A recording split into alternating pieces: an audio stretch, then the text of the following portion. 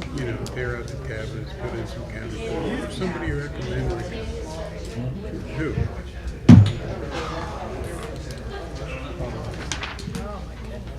Do you want, are you gonna have your cabinet built, or you gonna? Probably bought and installed. And installed. Yeah. On Thursday, if you're looking, I'm talking about a good SIM card, somebody that's good. Can he do like the overall, the sinks, get the sinks put in and get this? Yeah. I know. Was it Thursday? On Thursday. Took a bath. I'll come in tomorrow. Come in tomorrow. Yeah. Okay.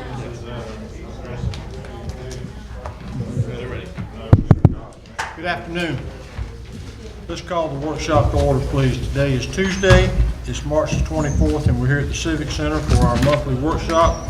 Our agenda has been passed out. Everyone should have a copy or have access to them. We will move on to get started. Mail number one. Thank you, Your Honor.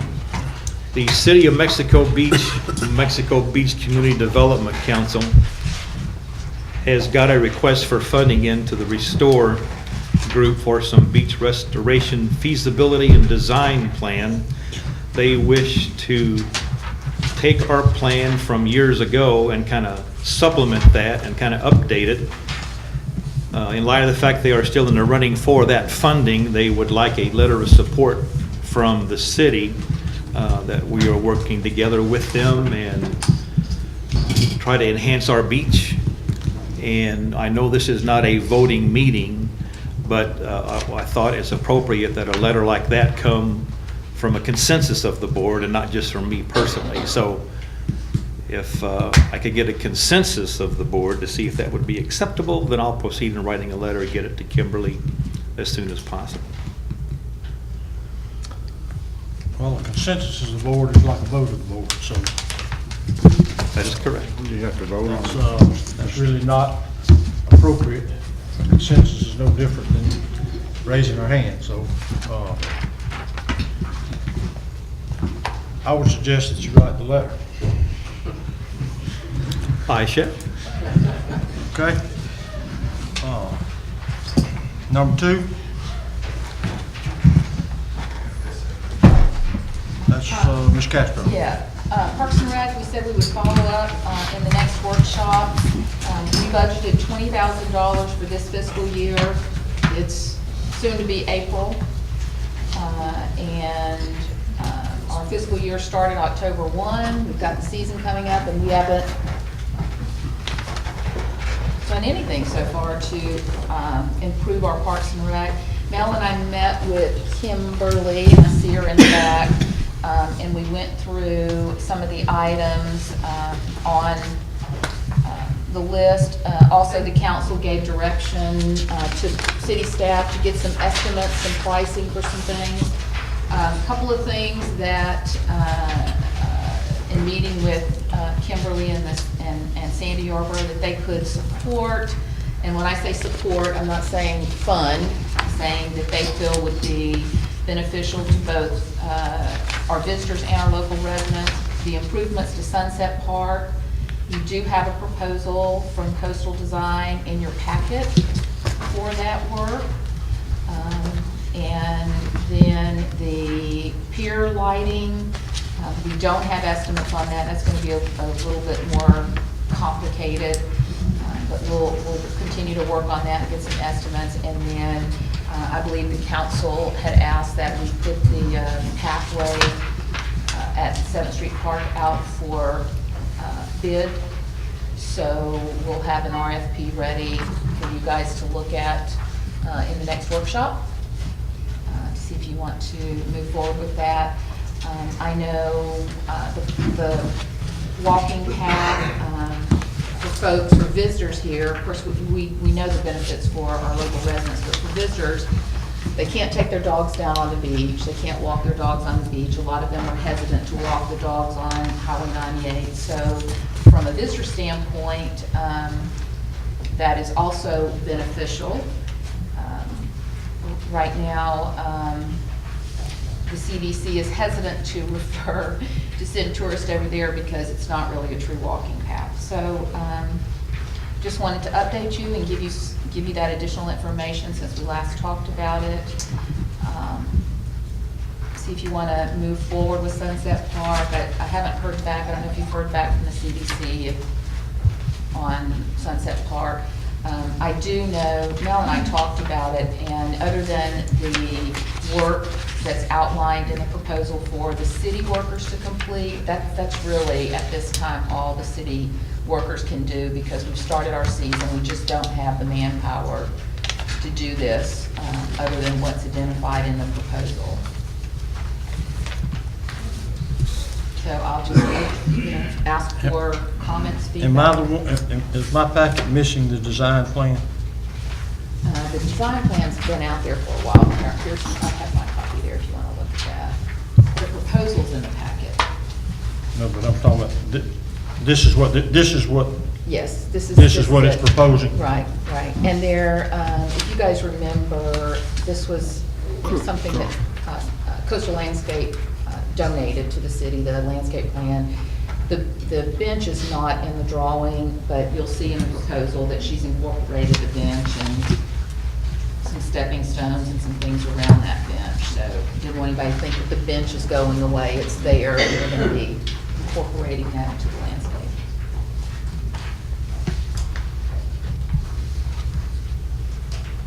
This is a couple years old that we first talked about this and got this from them, 2013. And it seems to just be landscaping, all we're trying to do to make it prettier. And I thought at that time we had an estimate of about $3,000 or so for plants and stuff. Right, that was just for plant material. What went to 7? Well, I haven't had a chance to read it yet. That's Coastal doing the work. The 3,000 was if we had volunteers doing the work, but we have some large palms. There's large palms in the plan. I'm not sure it would. We could really do it with volunteers. And I would say if someone wants to spearhead it with volunteers, you can certainly do that, but I've been down that path on 2 projects, and You got their paint? you know how that goes. So. Yeah. Yeah, this has been around, and the concern was, when this came up, that as a beach park, and you lose some of your open space, especially these that are, I guess those, I don't recall them being out into the actual parking area, but that's what it shows. That plan needed to really be scrutinized and looked at to prevent use of the park. Because it's very crowded during the summer. It's hard to landscape it. It does look pretty, but is it functional?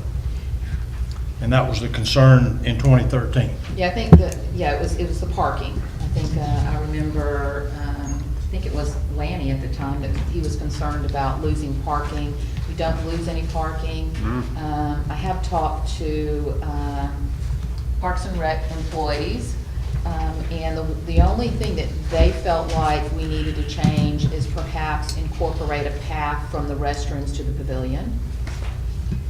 And we can certainly talk to Coastal about this, that the plan is not set in stone if anybody has a concern. But this was in our packet. It's been almost a month ago when you had the plan in your packet. So I assume that everyone had a chance to look at it.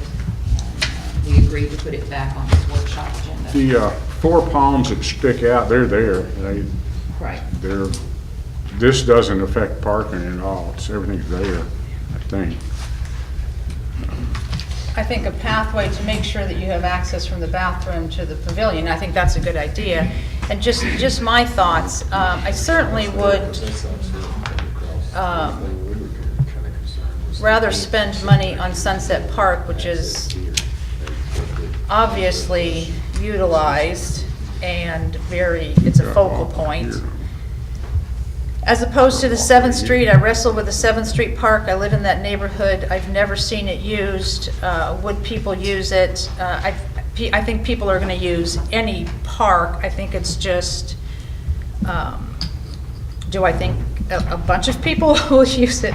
No, I don't. I actually think that if we made that a dog park, I actually think it would get a lot more use than people walking. I also think that, which wouldn't cost really the city much more than what it's costing now, because I think there are private individuals who would help fund a fence for a dog park if the city would continue to provide mowing and the water source. I just, I struggle with that walking park. I struggle, spending any money on a trail that's used by 2 or 3 people. Now, if we wanted to make it a park with playground equipment, and so that it would be a real draw, I'm not opposed to that, except at what cost? And we've got, other big projects coming up, and I'm just not sure that that's, I like to say something. The reason why that park is not used is because the path was made out of rocks and nobody can walk on that thing. People tried, and I believe it would be used, Mary, if we had a decent path. And that's a good point, because what I've heard from folks is when they first put it in, people were really excited They were. about it, and they were gonna go use it, and then it was gravel. Well, And they and I agree with couldn't that. use it, and it's been not gravel walkable. since. And I think that it would not only be, we're gonna get the best bang for our buck if we're looking at venues and opportunities where it supports both our local residents and our visitors. And this is one area, and there's plenty of room there. And don't forget, we've applied for a grant for that park. We didn't get that grant for that park. We did not get any of the grants. No, we're on the list for the municipal park, is what I saw. We're on the list, we applied for both. We applied for both, but we're not on the list for We for should- 7th We Street. should be on the list for both. We can get Provo Rich to check it out. We should be on there for both, because we did make we did apply for both. The list is out. Yeah, we'll have to get Provo Rich to check into that and see where it is on the list, because it should be there. All the applications should be on the list. But anyways, we're still talking. We just keep talking, and we don't really get anything done when it comes to making any improvements. And we set aside money, and we set aside money last year, didn't do anything. We've set aside money this year, and we're, 7-8 months into the fiscal cycle, and we still haven't made a decision. And I think we Well, need to- my opinion is that the most important park hasn't even been discussed, and that's where kids go and play, and it's deplorable, it's awful. And if we're gonna spend any money, that's where we're gonna spend it. That's where it needs to be upgraded, that's where it needs, we've talked about that, we put money in the budget, we took it out, we haven't done anything there. Sunset Park and 7th Street Park. But the most established park we have is in the worst condition of all, and that's where we ought to focus that's where we should, in my opinion, we should focus our attention. Right, and I don't disagree with that. I actually agree with that. But the problem is, we've made a decision to put City Hall there.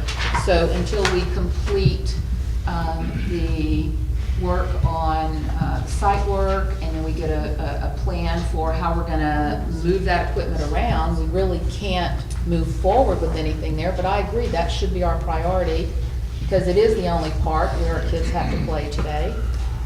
But we're kind of in a holding pattern with that until we.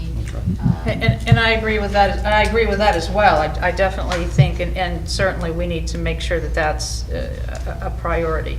Okay, is there other We, comments from the table? Uh, Go ahead. Are we gonna go through these like one by one, or just kind of shoot it around like this, back and forth, the different ones? I mean, I don't know, I try to talk about lots of stuff. yeah, What was the question? I'm sorry. Well, are we just go from one to another, and it does seem like we're hitting them all, but we're hitting this a little bit and this a little bit. Like, should we just discuss one at a time and then moving forward? We can do it anyway. I'd like to do something like that so we can keep it focused a little bit. Yeah, I was just getting the 3 that I had recommended with the original proposal for this year. But we All right, let me say something. Canal Park, I don't think we can do a whole lot for that right now. We're waiting on our funding. We got to revise that plan, possibly the master plan a little bit, because we've already made changes to the area with the chair and some other things. So there's some tweaking to do on that before we can do anything with it, in my opinion. On the second municipal park one, I think we've already talked about taking some of the funds from the City Hall project and melding in as part of the project to improve that park area. So that's also tied to, as the City Hall progresses, then we can move to that, and that's gonna be done. To me, that's a given. Sunset Park, this plan is real old. We're just talking about some landscaping, basically. The repairs to the pavilion ought to be ongoing. That's not an issue to me. The landscaping plan came up pretty high. I don't know if we have to bid it at that level, but, you know, I don't know about that. We have to think about that one just a little bit more, for me. I have to think of the money. The pier, what's needed, how much will it cost, what's going on with that one? All of a sudden we got structural repairs, we're talking about another year down the road about trying for that. So I guess that's a down the road thing. The turtle-friendly lighting, I believe we did try to get some grants for that. Has that happened or not? Or, Not, Lord, how much are we talking about costing to put turtle lights in there? These- I'm not aware of any grants we've applied for the lighting, but again, that's something that the CDC, I know Kimberly said she would help us with applying for grants for that. They felt that was an important one. Yeah. But that's the only, and we've still got some work to do. We've got to get a lighting schematic and some things to Kimberly before. Okay, so that's Really move forward where with that one stands. All right, under the parks, repairing the walking path. I walked the whole path today. It was exercise, physical therapy. I didn't have a problem. The gravel's all uniform, it's well compacted. I never saw a rock big enough to twist my ankle. There's one curbstone that's been kicked out of place. There's one that's broken with about 6 inches missing, and there's about a dozen that have been raised, probably kicked up, and then debris falls in and pushed back down. And they're a little higher. They're in place, but they don't make a smooth edge vertically. Not a smooth top, but that's not an issue. They're there. A lot of the curb's buried by either rocks, because the gravel, when kids are riding bikes on that thing, when they make a curve, it slings gravel off, and the gravel builds up over there and buries the curve. Well, rake it back down in there and fill that up. There's just some shallow ruts from the bikes there. I just never had any problem walking it. If the rocks were raked back in, that would smooth those little curves out. The only thing I saw to turn my ankle on were pine cones and limbs that were in the path. Well, you can't keep them out unless you pick them out as you go along. That being said, if we're going to improve the park, paving the paths is a definite step up. It makes it more usable to more people. So, you know, I kind of look at, if we're going to improve that park, then let's go ahead and upgrade to asphalt. Then wheelchair people buzz around there without a problem. We can use it all the way. We also got a packet thing about frisbee golf. I don't know what you call it, disc golf.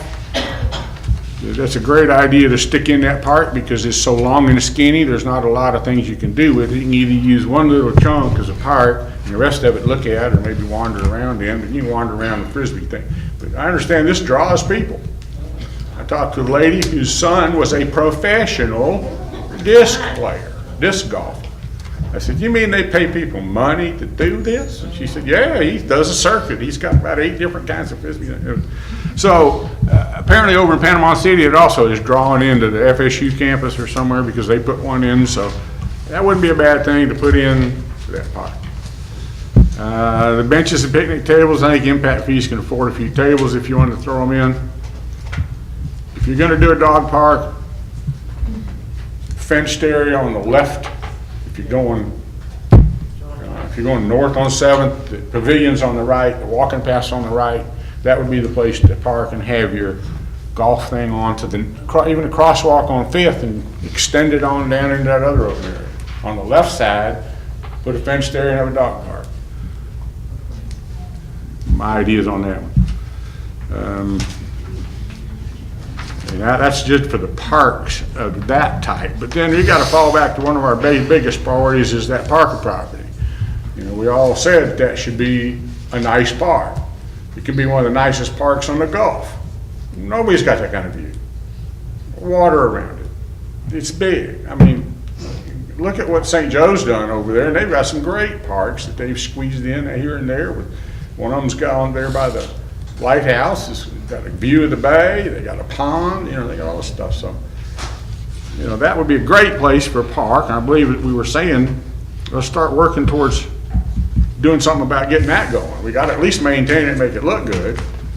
And by next summer, it'd be nice to have our venues there. There's a whole lot more room there than there is at Sunset Park for us to have a gumbo festival or anything else over there. So I think we need to put that up, push that up the ladder a little bit, and start working on that project. We need a bandstand. Small, very small. Small one.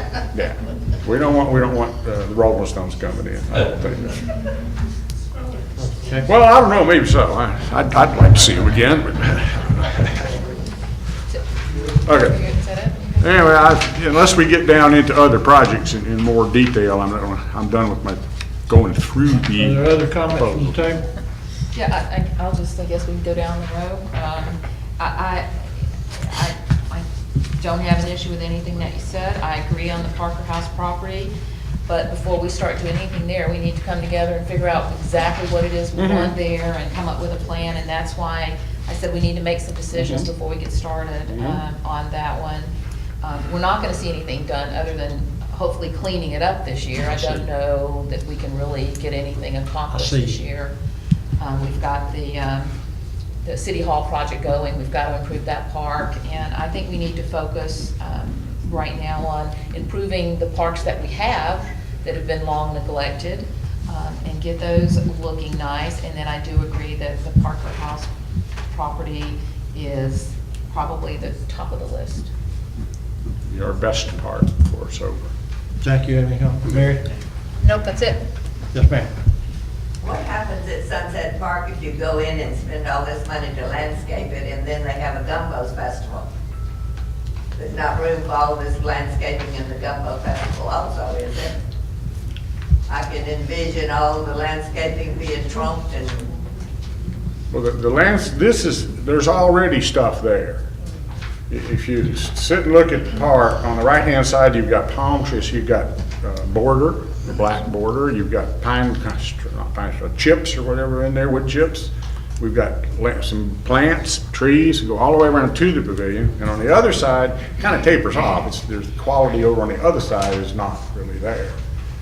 And there's not bad on the right. But what this is going to do is just kind of fill that in. It's not going to increase much the area of vegetation, so it won't increase anything where people are going to stand or do. It's just going to fix up, improve what's there. well, in looking at the plan, during the Gumbo Festival, there was an awful lot of traffic from the picnic area around the back, trying to get to supplies back there, and I looked at it and I thought, they close this off, how in the world are you gonna get to, that's going to be space that's not usable back They there. have to go around the other side of the building. There's nothing on the right-hand side of the, Except people. well, they're everywhere. Have a Gumbo Festival at the park, probably. Yeah, I was gonna say, I think that we've outgrown Sunset Park for the Gumbo Festival, which is a really good problem to have. And I think we're gonna have to look at the Parker House property or somewhere else for that festival. I mean, we just don't have any more room there to grow, and that was the biggest complaint really the only complaint I heard this year was it was just too crowded, not enough space for the number of people we had there. Well, should we find another place for the Gumbo Festival before we landscape that one? Well, I think we have a place for the Gumbo Festival. Are there other comments? Okay. Anybody else? Where do you have a place for the gumbo? I think the Parker House property is, that was the recommendation of the Citizens Advisory Board to use that as a special events venue. And that would be ready for next year? Well, I would think that the council, it would be a decision of the council, but I think that we could easily use it. We need to clean it up. We put porta potties out there for the Gumbo Festival. There's no reason we couldn't do that again. You know. Okay, thank you. Excuse me. Yeah. Can we put this on the pre-agenda workshop? Absolutely. And then make some decisions at the next meeting? Got it, ma'am? Ma'am. Mr. Clerk, you got it? Adrian? Adrian, Pre-agenda workshop. pre-agenda. Okay, number 3, Got to clarify that. City Administrator. Your Honor, we've been tasked with trying to find a social media policy that would meet with your approval. We found a much simpler one that was worked up, and we decided to place it into our personnel policy. Well, the previous meetings, it's been stated somewhat informally that our personnel policy needs review. So while inserting the social media policy into our personnel policy, Adrian and I went through the thing and decided there are some items that we need to at least discuss if the board is willing to discuss them. That does not mean we have to, but nonetheless, we wanted to look at things like when you've been here for 0 to 1 years, you get 8 vacation days. Why 8? We work on a 5-day work week, so that didn't make any sense to us. Other things like informal policies that have been accepted for years by my predecessors need to be in black and white so that they're understandable by everyone and fair to everyone. So I'll leave it up to the board as to what they want to discuss first. Is the council, you want to go over these changes today, or you want to have more time to look at them, or are you ready to move, you want to address them in this meeting? Are they highlighted in Yeah, they're highlighted in this yellow, thing? Okay, And they're all listed on the, and they're listed on the front page. right, got Yeah, that. there's, I don't know how many, but there's, Let's discuss them at the next one. Give me a little more time to read them all, brother. let's move that to pre-agenda. Is that agreeable? Yeah, and then you want us to vote on this, on updating this at the regular council meeting, is that what? If that is your request desire. Well, that'll just be at our discretion. Right, Right. okay. All right, we'll move that to pre-agenda. Everyone be prepared to discuss those. Please. All right, number 4. Number 4 is mine, leave no trace. I just want to say that I am definitely a proponent of leave no trace. Leave no trace, when I had my coffee with council, you know, that's, everybody calls it, all of the surrounding coastal areas, towns, counties, call it leave no trace. However, they all allow you to move things to the toe of the dune. So it's not actually leave no trace. However, I think this year it's too late actually to enforce an ordinance. So I'm not for enacting a leave no trace ordinance for Mexico Beach this year. However, I'm not willing to let it go. I do think we need to pursue something that would be certainly tweaked for Mexico Beach. And I know that Tanya's prepared a proposal too, and I'm gonna let you do yours after I have my little spiel here, and then I'll have comments to yours too. But basically what I would like to propose, and I have talked to Kimberly as well, is for at least this year, is to do some kind of marketing campaign where we ask people to do the right thing. And I know everybody laughs at me when I say that, but I do think people want to do the right thing. Kimberly came up with a great idea about doing one of their CDC videos, their professionally directed videos, which are super duper appealing. You can post them on Facebook, you can post them on websites, so that you put them on the television, so that they'll be played over and over again, just kind of going over the beach rules that we have, as well as just telling people that, if you want a clean beach, if you want, the seaweed to be swept every morning, you can't have tents and chairs in its way. So just doing, and I was going to, she said she could come up with a context, and, I'd like to help with that. But do some kind of promotional things before we enact an ordinance. I actually called it Keep It Neat, just because leave no trace. It just puts a bad taste, I think, in people's mouths. But another reason why I think this year is too late to do it is Gulf County, St. George Island. I talked to both those county people over there, and they worry about enforcement. They have questions about enforcement.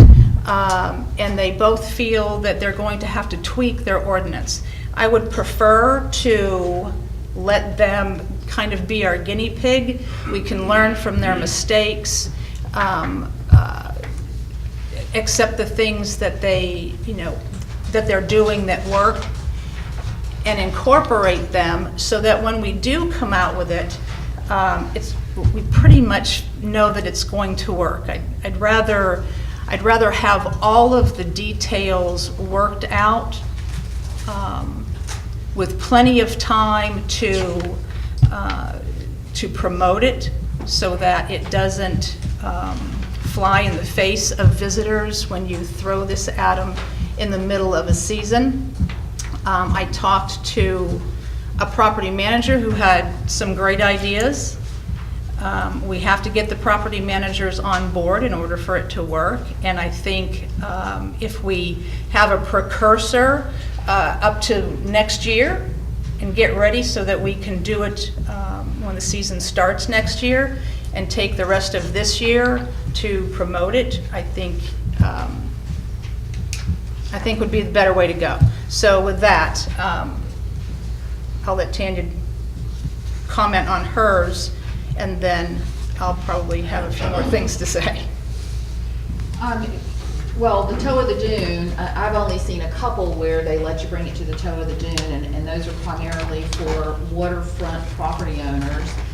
We know that just doesn't work for us because all of our trash cans, basically the toe of the dune is where we do collect the trash. So I don't even think that's something we're even going to be able to do because of the width of our beach. It's unlike others where they let you drag it to the toe of the dune. As far as a marketing campaign, Navarre Beach did that. The first year they put up signs, they had a big marketing campaign. It was a complete failure. They turned right around and enacted the ordinance the next summer. It did not change anything. People were, we know today we have ordinances that we can't enforce. People are going to do what they want to do, and unless there's an incentive penalty for not doing the right thing, people just aren't going to do it. Navarre Beach tried that. They tried this marketing campaign. Didn't work. Timing, last year, I think it was last year anyways, the summer that Panama City Beach put it in effect, they did it in July, the middle of their season.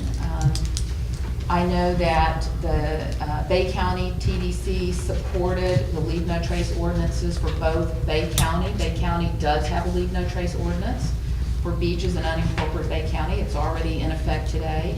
Panama City Beach has one, and their TDC supported both of those ordinances. The problem, another problem that I see with the marketing of it is, if you read the CDC surveys, very, like less than 5% of their visitors who responded to the survey said that they heard about it through marketing efforts. It was primarily through word of mouth. So I don't know, I appreciate the CDC's willingness to help us with that, but I really don't think it's gonna make a difference. I've talked to city staff, I've talked to the police chief, I've talked to Mel and Adrian about being able to enact the ordinance and enforce the ordinance. I think that you put in place the ordinance, and if we think that we're gonna roll out an ordinance one time and we're gonna get it right the first time, we're kidding ourselves, because I don't think that we are, because we are different. We're not gonna have the same issues as other cities. And I think you do the best that you can with all the information that you have at the time, and then you're gonna learn as you go. We may find that, we need to take a look at enforcement, or we need to go back and look at other options. But I know the voters, the people who put us behind this table, overwhelmingly support Leave No Trace. I think Leave No Trace is appropriate. It has a national meaning. Everyone understands what Leave No Trace means, so I think that we should be using that. We could have wrap cards that are available at the CDC. We put small signs at both entrances to our city, letting people know we're a Leave No Trace beach. You can educate the public that way. Most of the ordinances that I've read, they require their vacation rentals to post their Leave No Trace ordinance as well, so we could certainly do that. Anyways, those are my comments. What I did is I put together all the people who were calling me and emailing me and giving me their feedback. I just listed the reasons that folks were supporting it and the reasons that folks were opposing it, just to kind of give me a picture of the pros and cons, and that's where this came from. So those are my comments. I would like to see it on the pre-agenda, and if the vote is no, then the vote is no, but I think that we need to move forward with this, and we don't need to wait another year. Other comments from the table? Well, I've never been too excited about it, frankly. I know that it's busy here around the 4th of July weekend, but it seems to me that we're doing this because of the inconvenience to our workers, and I understand that, but I don't think we need to be inconveniencing our guests and our residents.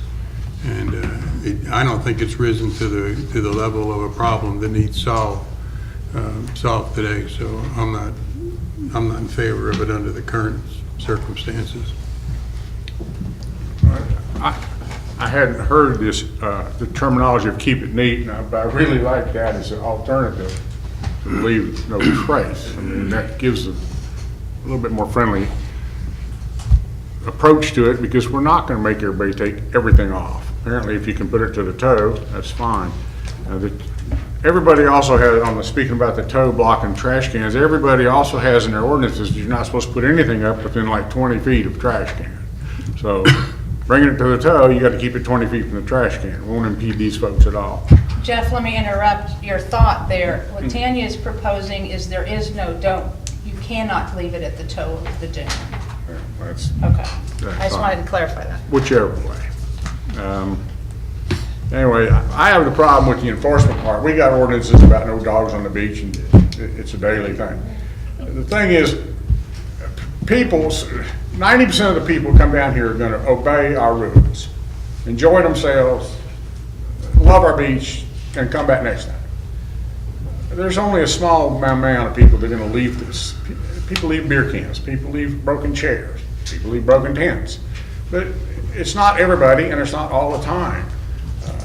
There was one 4th of July, I believe, that we had a windstorm came up right before, and it damaged lots of tents, beach-wide. End to end of the city, damaged half the tents out there.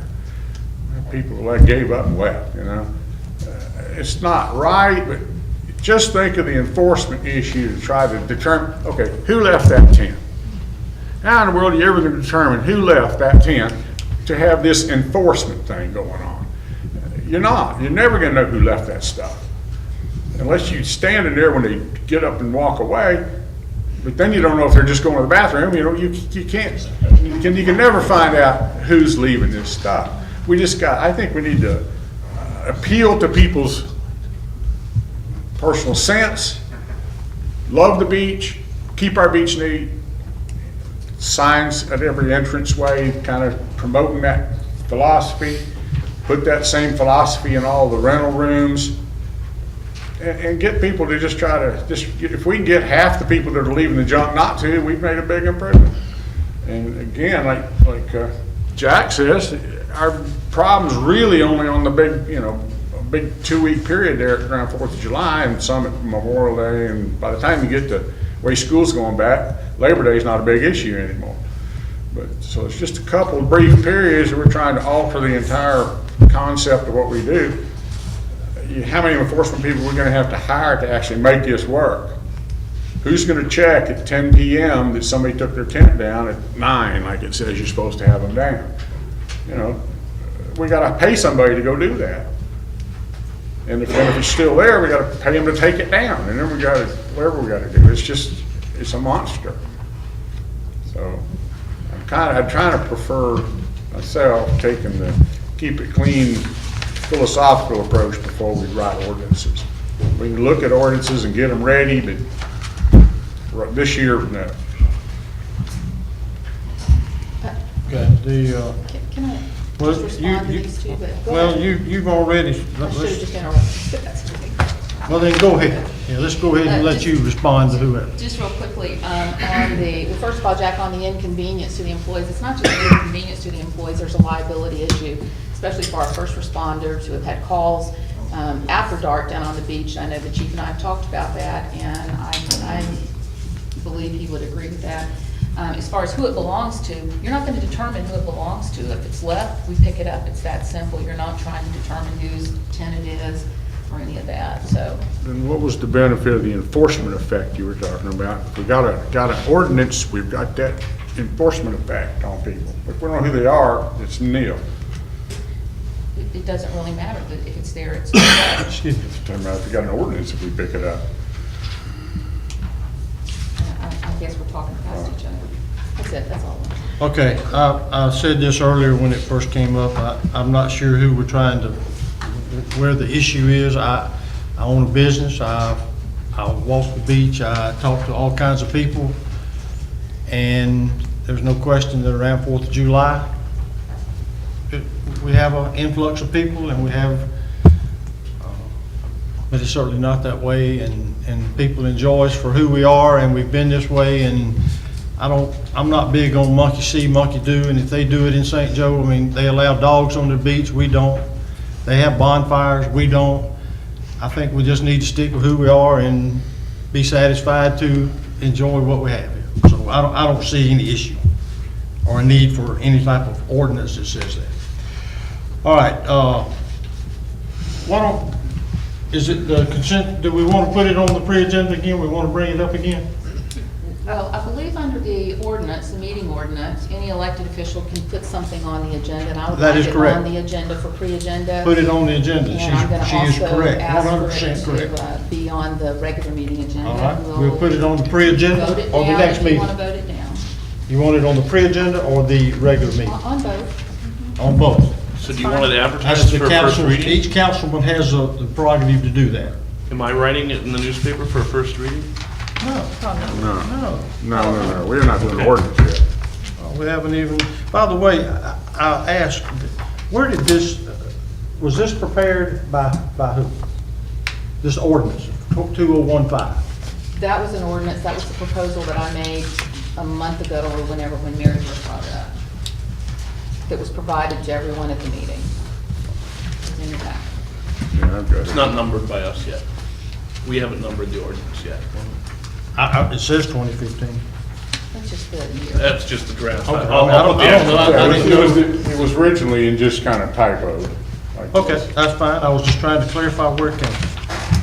Sir, Yes. Along with this ordinance, now, if you're going with what was recommended, what does this permit system do? How do you tell who gets a permit, and who doesn't get a permit, who's allowed I have to no leave their idea. stuff sitting there overnight, who's not? That's written into the whatever Well, was forecast. Well, what was submitted, what you're reading was written by a council member. Okay? Okay, it has, it Well, has that's- been, That's kind of the thing that she wants passed, right? right. Correct. That is correct. Then you would have this permits in it, and I don't see how you enforce permits. I can respond to that, Mr. Chair. All right, by all means. This would be, other cities have that. This is almost in every leave no trace ordinance. If you're having a wedding at the beach, if you're having a special event, you're gonna have tents down there overnight, you can come to City Hall and just get a permit. We know it's there. We know that you have permission to have it there. It's not individual. I wanna put a tent down there because it's convenient for me. It's a permit for special events and different things like that on the beach. I had something. Yes, ma'am. Okay. Well, you all know how I feel about it, because I've already spoken about it, but I'm gonna tell you right now, sitting, I feel sick about this. We have always been a friendly, warm county. You have come in here, Well, some of you, all right. if you want to talk to us as a group, you may Okay, talk to us. Talking to you as a group, as a council, That's correct. okay? And to mess with families that have come here for a good time, I can't believe that you all are wanting to do this. I'm amazed at it, that you would want to do this and completely change our acceptance of tourists into this town. Now, I know I'm not gonna change your mind, and I'm not gonna say any more. All right, we're going to move on. Yes. No more citizen comments? Well, yeah, I didn't see a hand come up. At least I would support Mary's recommendation to table it for a year and take a good close look on what's happening. I'm Bill Hamilton, I live between Second and Third on Highway 98. And trash on the beach has really not been a problem in the 9 years I've lived here and the 20 years that I've owned property there in the past. I think we're straight into that and making a molehill. I don't think this needs to be an ordinance. We have not had that problem, except for maybe the day trippers. The permanent residents, the long-time visitors, even the short-term visitors, I think clean up after themselves. Just like playing golf today, I saw a lot of snowbirds out there on the course. They were staying in their divots because they're going to be back someday. And they're going to take care of the ecological responsible for the beach in which they inhabit. I sent an email to Mary and Tanya last night. I put hard copies for Jack and you, Mr. Mayor, and Jeff, just because I didn't have an email address. I'm not exactly computer illiterate, but I couldn't find it anywhere on your websites on how to address it first. Because I don't know how to put mine on there. Anyway, I hope you read it. I put it in the mailbox there around lunchtime and expressed my concern. I have been a spokesman in the past not to attract tourists because I'm on fixed income and to me they're a liability.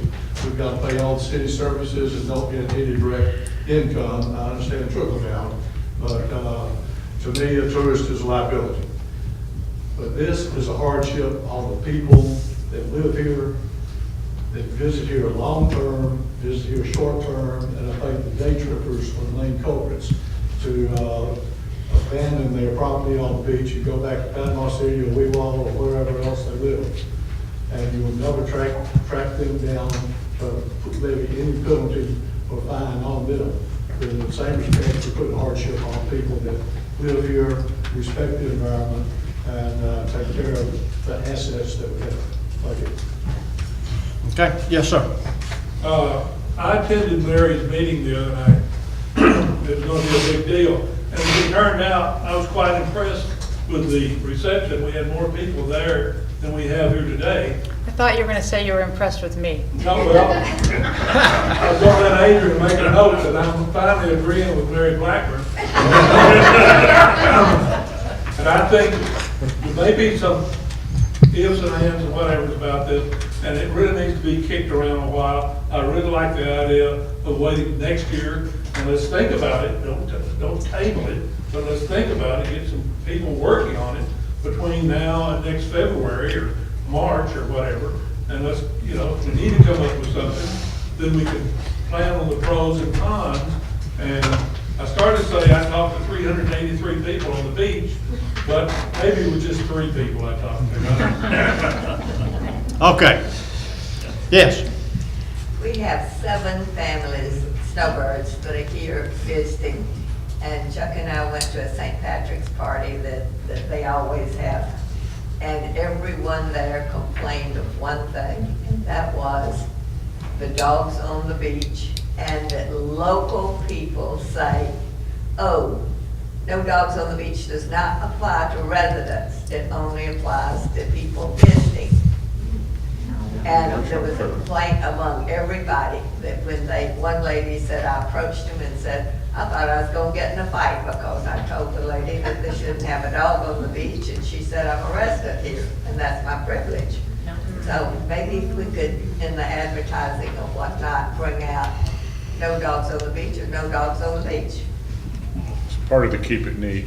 They don't read the signs. That's right. And I agree, dogs have been more of a problem, but I will say I've seen our people doing out at different times and doing better than that. So maybe that'll help. Yes, Bill? I've been here for about 8 years now, and I've heard the Leave No Trace stuff before. And yeah, 4th of July, Memorial Day, there's a lot of junk out there sometimes, and there's a lot of tents. But you know what? I look around as an older person, there's a lot of charm too, because those tents that are left there are young families with kids that come down here and enjoy. I like that. That's part of the charm of being here on the 4th of July, is being able to look down the beach as the fireworks go off and see the tents and see the families and smile. One of the things that concerns me with an ordinance, and I keep hearing enforcing it, not taking a shot at our police department, because I'm not. They're human, just like the rest of us. There can be mistakes or even perceived mistakes that would give some really bad press for our city if they got into the news. We don't want that. They don't want that. It's to the interest of our property managers, and there's a lot of rental property and going to continue to be more, to make sure our beaches are clean. I think with Mary's proposal of getting them heavily involved and getting them involved with the people they're renting to, we can keep our beaches reasonable without putting in heavy ordinances that are going to take in heavy down and pushing people and forcing people and making our people that come and visit us mad. Let's keep it nice. Let's keep this family city that we have. Thank you. All right, moving on. The CDC donation? We had just said that we would be talking about that because we need to, I think in talking with Adrian, we haven't even incorporated into our budget the original increase from the CDC for this fiscal year, and now we have another $50,000. And I think that, should we be talking about that, or let at least city staff let us know what their plans are for how they're going to use that additional money? And we said we would be talking about it, and it hasn't been on the agenda, so I put it on there so it's good. I know it's restrictive for beach maintenance and canal dredging. I know that I've had someone suggest that we use some of the money for dredging the areas past the bridge, areas that used to be dredged, but we don't dredge anymore. Anyways, I just think it warrants some discussion. Well, go ahead. Okay. How much, we get a first check from them, it's the standard one, and then this year we got a bonus. What's the total on those, Pat? I think the first one is, the monthly check is 39,000 for the year. For the year, all right, and then we got an extra 50. So I guess what Tanya's wanting to know is, like, can we earmark some of it for, or not by ordinance, but, you know, we're gonna know some of it's gonna go to the beach patrol, some of it's gonna go to extra shifts to pick up trash, some of it's gonna go to the, you know, extra dredging, et cetera. Just a basic overall, how are we gonna spend it money? I'll tell you my understanding, and I know it's not all the council's same understanding. My understanding was this was to offset existing costs we already had and not to increase any more expense anywhere else. The money we receive now does not offset 100% of the canal dredging cost as it is. I mean, we're still above that. We're still above that on beach services. So it's gonna be the discretion of the council. If you wanna increase that service and use that money for that, that's a budget amendment and something the council needs to decide. But my original understanding of it was to offset existing costs. Excuse me. Does that make sense? Yeah, it'll just roll into the canal fund, or into the general fund, and then those dollars will be expended just like we do on the canal. And at the end of the year, there should be, if our budget's right, we'll have some excess money. Unless you're going to increase services, some of that's where it would But be. I didn't think, I didn't know that was being, we were gonna use it to find some way to spend it. We were just gonna use it to offset the expenses that we currently use, or we currently have. Well, and technically, we don't know how much we're spending on the canal except for fuel and repairs to the dredge, because we're funding 2 full-time employees out of that, but they don't dredge 40 hours a week. They're used in other areas. So I know that we've talked about being able to properly account for the expenses and how we're booking those expenses. And I know that both you and Mel are working on being able to to tell us exactly what we are spending, because just because it's budgeted there doesn't mean that's where the money is being spent. Excuse me, what are we working on? Right now, the canal guys are 40 hours a week, 52 weeks a year in the canal department, and they don't always dredge. They sometimes work in sanitation, picking up yard debris, things of that sort, but they're still charged with the canal. Right. We need to change that so that each department is properly You think given we the- need to change that? Almost definitely. So Because we're it's gonna so- start splitting hairs over, our employees multitask every day. They come from every department. We're a small group of people trying to do a large amount of work. If we get into what you're talking about, we're gonna spend an enormous amount of time detailing where employees work just to satisfy who. In the end, it makes no difference. It's a waste of time. We're not talking about accounting for every 15-minute interval of every day. What we're talking about, if the canal guy is working 8 hours doing yard debris needs to be charged for that, not canal. Right. And how difficult it is to when you do your daily timesheet, right on there what You you know, did this has that come day. up before. I don't know at what council direction we got involved in doing this. It didn't come, I don't remember it ever being discussed at this table that we were gonna start time sheeting all of our employees based on departments. That, to my knowledge, I don't recall that ever being discussed. Well, let me just interject there. That's his job. We don't get involved in personnel. That's his job, and Well, I think disagree. That's not a task that he came here. That should have been something that this table discussed and given direction to. To properly account for what we're spending is his job, and that is Well- part of his job, and that's what we should be doing. For example, sanitation is an enterprise fund, right? Sanitation is an enterprise fund. You can't supplement enterprise funds with tax dollars. It's supposed to fund itself, and we are doing that today, and we should not be doing it. Tax dollars are general fund, water, sewer, sanitation, that's enterprise fund. That should be funded by fees, user fees. So I support it. I think we should get a handle on what we're spending where and to properly account for it. And to give city staff direction to the contrary is. I didn't say to the contrary. I asked, were they working on direction of the council? That's all I asked.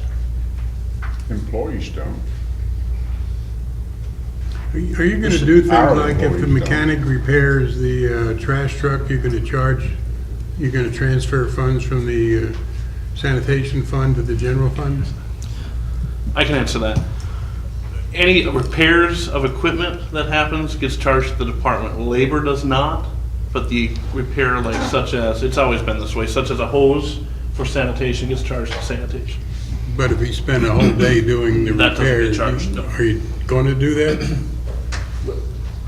I don't know. That gets to the realm of splitting hairs. In a perfect world, I agree that would be a good thing to do, but in reality, it's very difficult. I'm just talking about the general day-to-day stuff that, Nick might be doing the canal on Monday, might do yard debris on Tuesday, might help with sanitation on Wednesday. Having 8 hours to each of those three in those 3 days is not an And unreasonable Are thing. you gonna shift eight hours pay from the sanitation fund to the general fund to pay his salary for that day? Can I jump in? I don't know what your question If was. he's working in an enterprise fund, are you gonna shift money for the day's pay that he earned in there? We're not gonna ship money anywhere. We're just gonna, if he works out of the enterprise fund, that pays for his wages. We're gonna build the employee instead of we're not gonna transfer the fund, we're gonna transfer the Who's gonna employee. who's gonna code the timesheets? That's what we do on the office staff. That's being done now. It's not being done now. That's where we want to start. But we got to get our software up to date to get that to happen. And I think that what we're saying is, you're not gonna start moving money around. What we're trying to accomplish is to get proper allocation of the money, so at budget time, we can budget properly, instead of, oh, we did that last year, let's just put that same amount in there, when we know we're not using 2 full-time employees on the canal right now, dredging. Well, we should be. We can't. If we're we not, can't we even- should be. Well, we can't dredge every day. Well, I don't even know that our permit allows us to dredge every day. It doesn't. To my knowledge, it does not. So we're just talking about getting in a position where we can accurately account for what we should be budgeting for each of those departments. One of the most difficult things it is for us on the staff to give the council and the public a reasonable assurance, a cost of doing business in each department. And you can't do it without splitting it out somehow.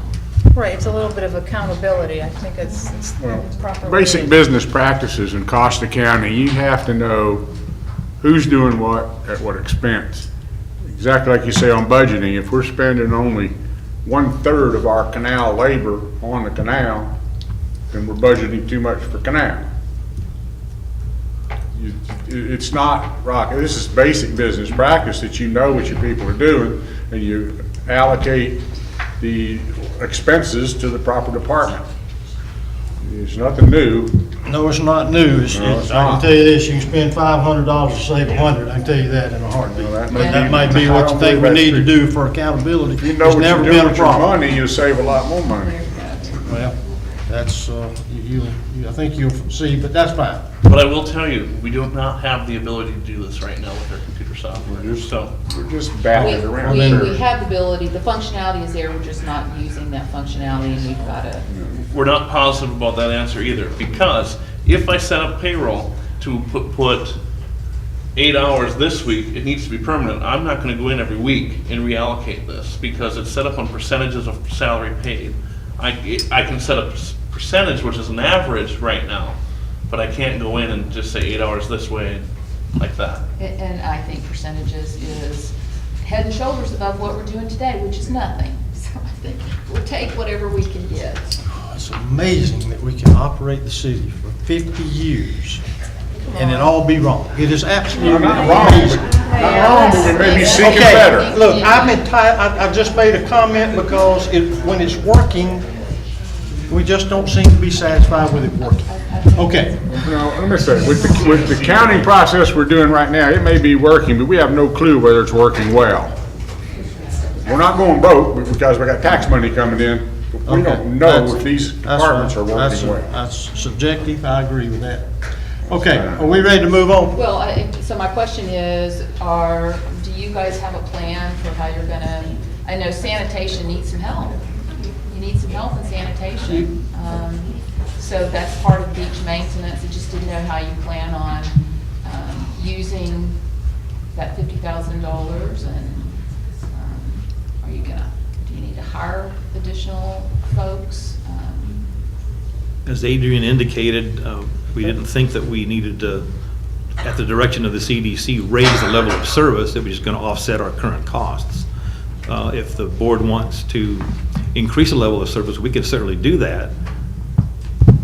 No, I'm just saying, so I'm not increasing the level of service, but everything that I've heard is what we're doing today. We need more help. We need more help last summer. We need more help in sanitation now. And if the plan was to use some of that money, book some of that money towards sanitation so you can get the help that you need. I mean, you guys have a plan for that? I mean, you know what you're gonna do? Well, it's traditional that we hire a part-time person for the period of approximately now through the end of the summer. And we're in the process of getting that person on staff. You guys you know what you're gonna do with the 50,000? I don't want at the end of the year, we've got money left over. It was given to us to offset the cost for dredging and. Well, if our costs are more than $50,000, it'll offset We don't know that. But if you guys got it, I'm fine. We just said we were gonna talk about it. and- I'm not sure what y'all are supposed to get.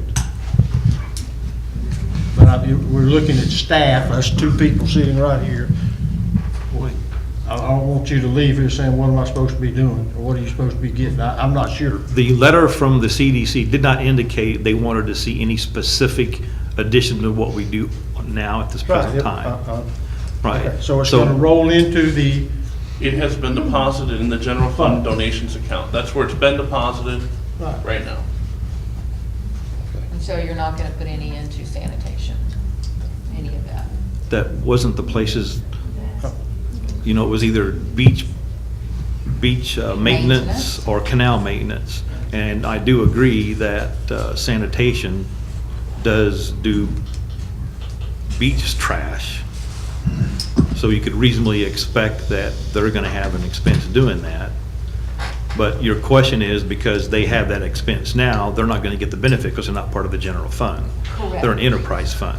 Correct, and I know last year, you were paying overtime, and you guys were picking it up 3 times, some weekends, you were picking up 3 times a day, and those costs are hitting the sanitation budget, not the general fund.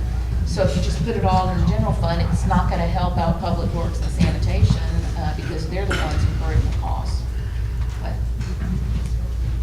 Let's do some calculations and we could bring it back and. Whatever you do, I would like to see it Oh, certainly, as quickly as you get it done. no doubt. Thank you, Matt. Just to clarify on behalf of the CDC, that the $50,000 was for canal dredging and beach cleaning, meaning the raking of the beach, not sanitation. thank you. Does it mean beach patrol No, sir. services? No, sir. Strictly beach cleaning of the sand. The letter said beach maintenance, so maintenance, you're saying, is only raking the beach? It said beach cleaning. Doesn't include picking up the trash? Okay, I saw another, no? Okay. All right. I think we're moving on. Number 6, Ms. Black. I put this on the agenda because at the last meeting, we were presented with a hotel condo concept for the property between 33rd and 34th. Before I forget, I've had 10,000 people ask me, it's like Jerry's 3,000, 10,000 people ask me what a PUD is. So just quickly, a PUD is just a planned unit development. It's a rezoning of a parcel to allow some flexibility in development. A PUD does not have to conform to the regulations zoned for that property. It gives them flexibility on density, setbacks, mixed use, that kind of thing. A mini PUD, which is what we're talking about, is for a parcel that is less than 5 acres. So that just kind of gives you what a PUD is when we use that term. So at the last meeting, it was presented as a general concept, an 84-room hotel, 45 condo complex, pool, spa, restaurant. That's a general concept. My concern